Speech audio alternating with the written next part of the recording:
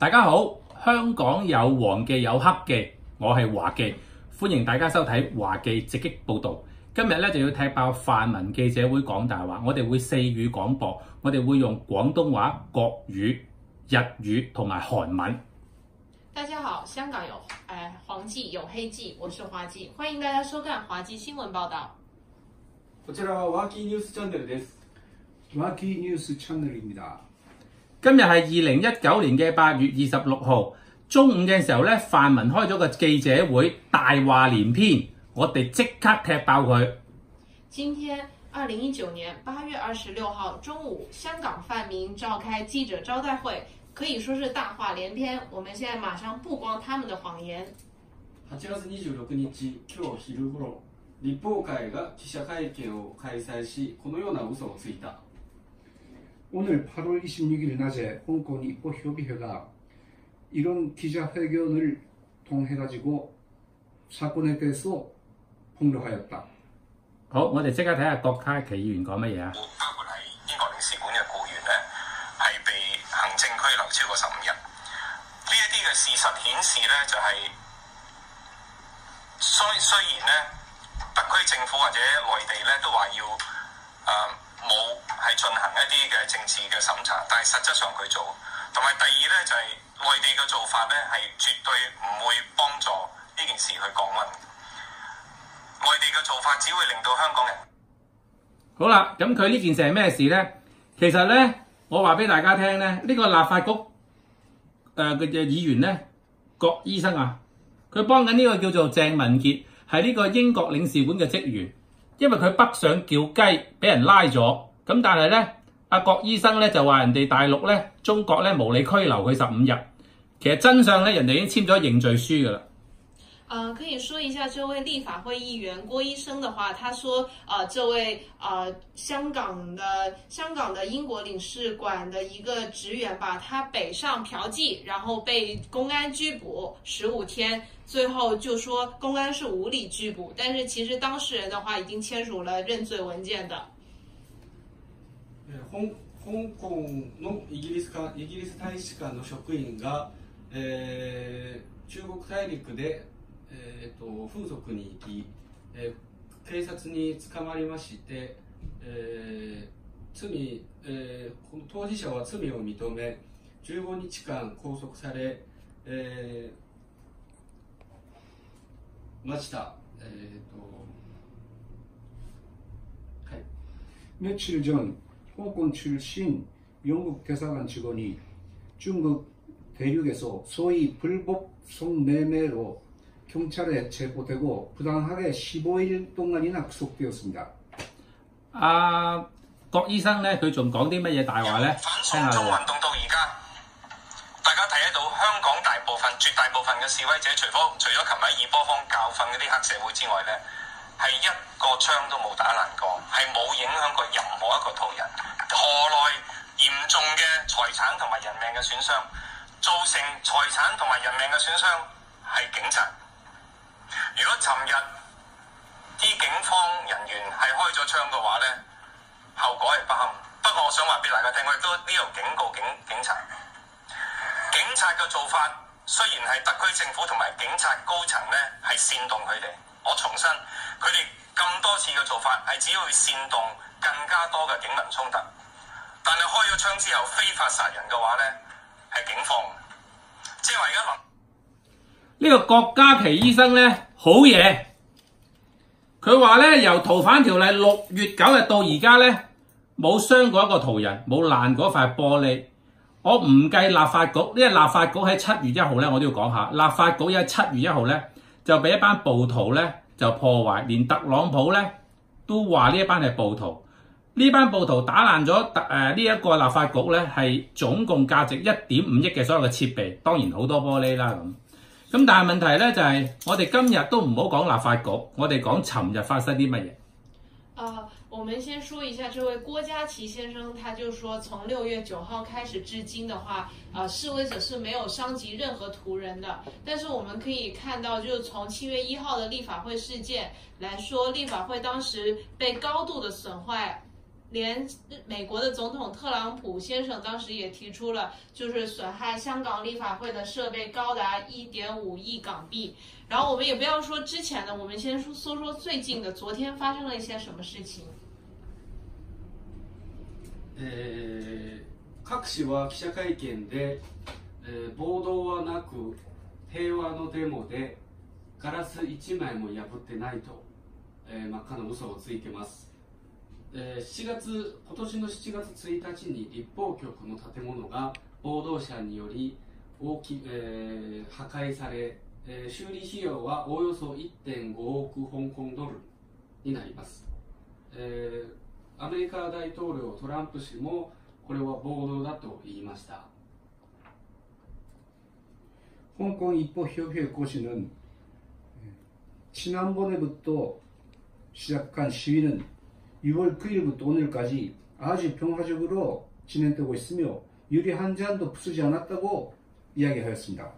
또한 7월 1일 입법부 건물이 시위에 의하여 파괴된 그 손해액이 1.5억 홍콩 달러에 이른다고 했으며 미국 대통령 트럼프도 이는 완전히 폭동이다 이렇게 지적을 하였습니다. 好啦，不如我哋睇下咧，尋日發生咗啲咩啦嚇。我哋睇片就會比較係會清晰啲，因為我哋嘅所有片咧都咧會係呢一個尋日現場嘅發生嘅。呢個咧就係尋日打警察嘅，攞個地下嘅三角牌掟落去掟死人嘅。呢個啲日本啊、韓國啊啲朋友未睇過，俾大家睇下。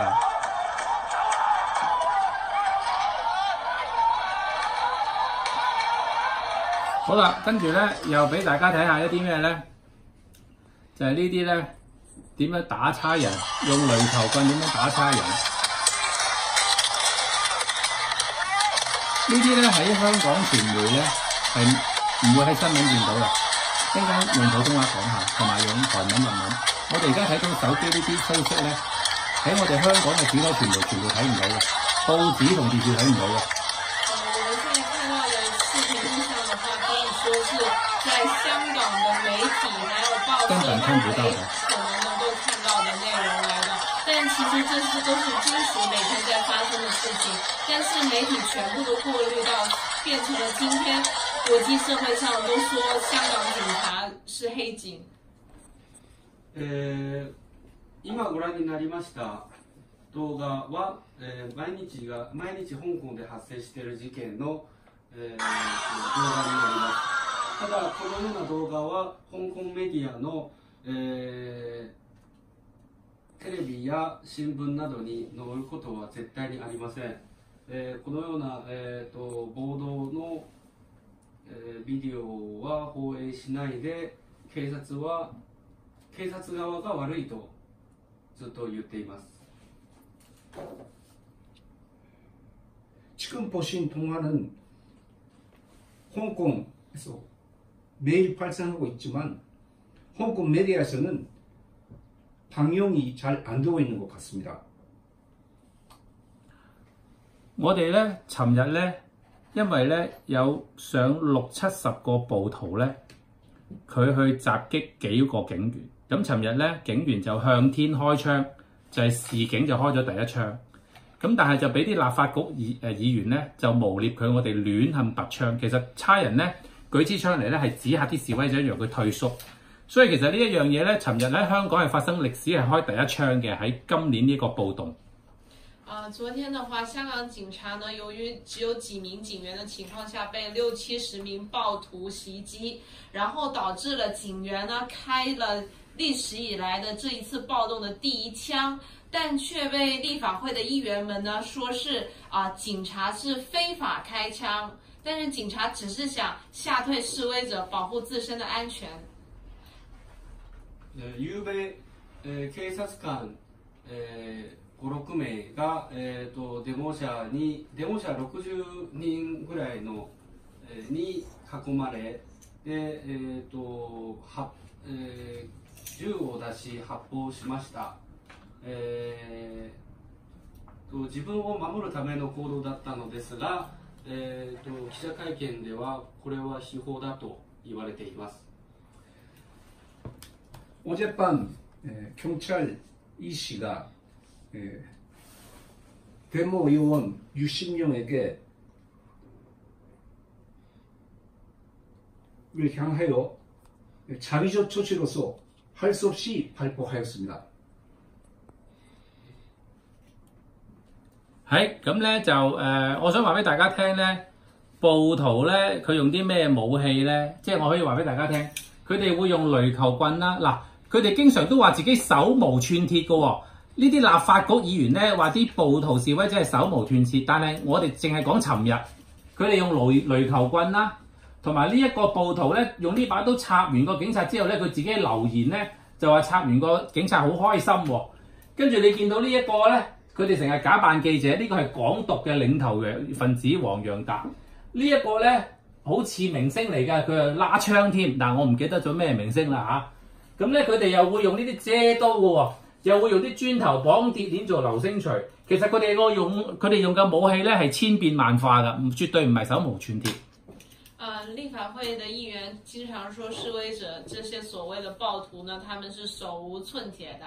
但我们可以看一下他们所用的一些武器和工具，他们常用的有这个棒球棍，然后也有这些小刀。然后昨天有一个人呢，他暴徒的话，他刺伤了警察以后呢，他赶紧在他论坛上面就是表示自己很兴奋、很开心。然后我们也可以看一下，他也会在雨伞上面去弄一个小刀，然后还有砖头上面绑一些铁链，然后袭击这个警察。然后我们更可以看到上面呢有一些港独的分子，这位黄某人的话，他还穿着记者的一个黄马甲，然后假装记者，然后袭击警察。然后我们可以看到左边这一个黑色着装，然后手持枪的一个应该是女性，然后看着像一位香港的明星，最近挺火的，但是具体忘记她叫什么名字了。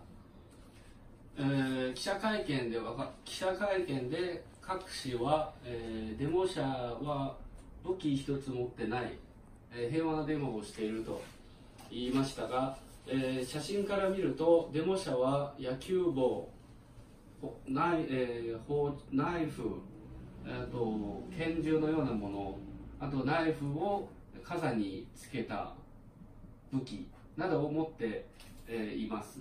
で昨日は、暴動者1人がナイフで警察官を刺し、その写真をネットに流し、自分が警察を刺したと、楽しかったと言いました。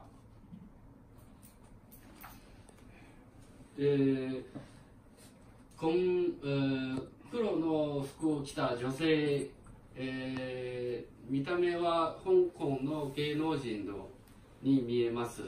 最近ちょっと有名な、香港の芸能人だと思うんですが、名前はちょっと分かりません。 기자회견에서 곽 씨는 소위 데모 자체가 평화롭게 진행되고 있다고 이렇게 지적을 하고 있는데, 사실은 이 동화에서 보시면 아시다시피 나이프 그리고 콩총 이런 것들을 휘두르면서 경찰들을 압박하고 있습니다. 그리고 어제 실제로 경찰 한 사람이 나이프를 맞아 상처를 입었습니다. 사진에서 보시면 검은 옷을 입은 홍콩 예능인 같은 사람이 보입니다만도 이름은 정확치 않습니다. 잘 모르겠습니다. 咁咧，今日咧就其實反對派嘅所作所為咧，已經係去到人神共憤同係失去理智㗎啦。咁但係因為咧香港立法局泛民呢班議員咧，佢係用一啲唔理性嘅角度咧去支持呢啲香港暴徒。佢今時今日咧仲係話呢啲人係和平示威、手無寸鐵。今日仲喺咁多人嘅記者會上邊擘大眼講大話，所以咧我哋其實咧一下子咧時間關係咧，我哋講唔到咁多。我哋簡單啲幾句説話咧，就係到今時今日，泛民嘅立法局議員仍然係話佢嘅示威者係手無寸鐵，仍然話佢係和平示威。種種嘅證據顯示佢哋係講大話嘅，呢句得。其实到今时今日，立法会泛民派的话，他们现在还在说，他们是和平示威，就各种谎言说出来了。他们到今时今日其实是在就是维護暴徒，然後講大話的。我們只是想重申這一點。立法会の、記者会見でいまだに、平和でデモをしている、武器を一つ持ってないと、言っている、嘘をついている、それを摘発に今日動画を作りました。 입법회에서의 기자회견에 일관하게 어디 가지나 평화 시위다 이렇게 이야기하고 있는데 그건 새빨간 거짓말이다. 이런 것들을 폭로하기 위하여 이렇게 오늘 방송을 합니다. 好啦，我哋最後咧就重溫一下咧，我哋尊貴嘅立法局議員咧，佢講多次，可能有啲朋友遲嚟咗啦，聽多次佢講咩咯喎？嗱，佢自己親口講㗎。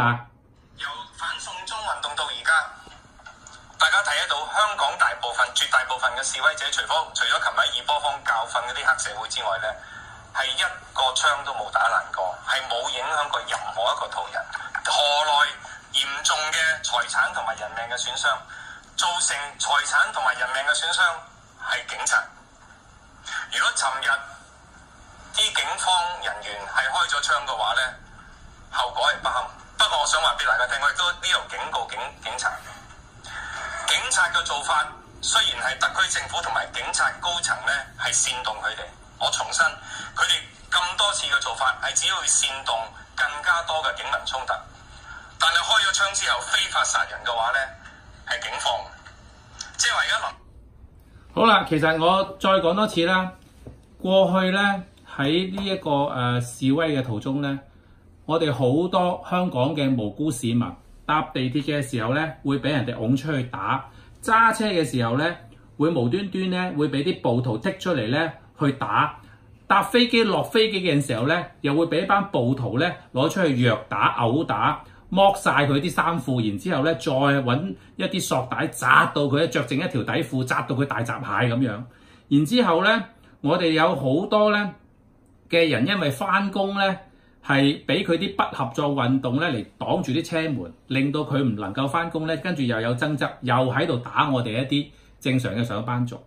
因為咧説話比較複雜，我哋簡單啲幾句説話。過去發生咁多事情咧，好多香港呢啲年青人暴徒咧，佢係無辜打途人、打司機，唔俾人翻工，堵塞銀行，用一啲武力去傷害我哋啲平民百姓。其實過去這一段時間的話，所謂那些和平的示威者，這些年輕人們呢，其實他們的各種不合作運動以及各種的示威遊行活動，其實都影響到了當地普通市民的出行，然後上班、生活，甚至還有之前的機場事件，就是普通的旅客被全身就是衣服剝光，然後就是被威脅拘留、非法拘留等等的，這些都是非法的行為來的。我想重申一下。一般市民に対し暴力を振り、一般市民の生活、仕事もすべてにおいて、